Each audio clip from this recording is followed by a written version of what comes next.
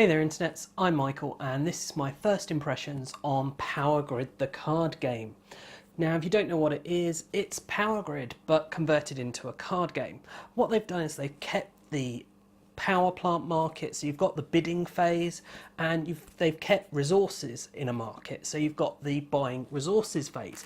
What they've taken out is the map, the board, that aspect of it. So you've no longer got building your city connections and paying those costs. So that does simplify the game somewhat. Now, realistically, I didn't much like the game compared to Power Grid. I thought it was a very good game in its own right, though much more random than I potentially would have liked. But the advantage it has over Power Grid is it's so much more portable. But don't mistake that for being a low footprint game. This will take up about the same amount of room as normal Power Grid. Also, the worst thing component wise about Power Grid was the money.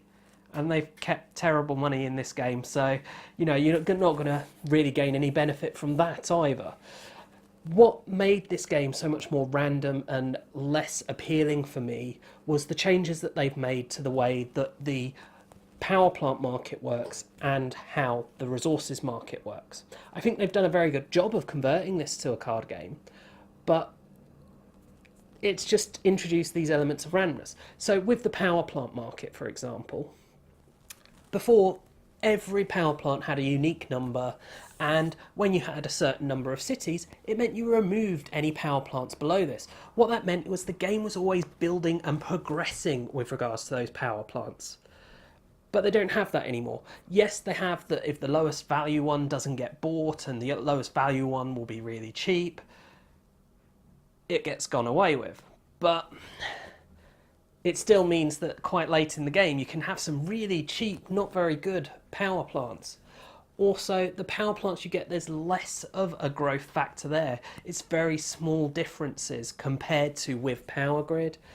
And also there's less of an incentive to buy the power plants. Yes, there'll be points at the end, but your money is points at the end, so you're giving up points to get points. So it's a bit mathy in that way, in the same way Power Grid is, which is a good thing. But it means that there's not the incentive, whereas in Power Grid you always need to power more. So as the game progresses, you need bigger, better power plants. In this, you can kind of sit on your first ones that you buy, and so I didn't like that very much. What I did like about the resources market was the turning of the cards. I thought that was an elegant way of having more resources there, but without actually having lots of cards and cluttering up the table anymore.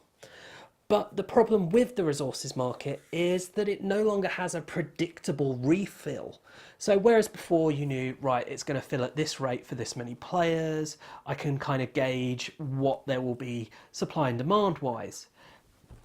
You can't actually predict supply anymore in this because it's random draws of the cards. Okay, you know roughly it's going to be a rough split, but you'd never know exactly how it's going to fall. So I didn't like that.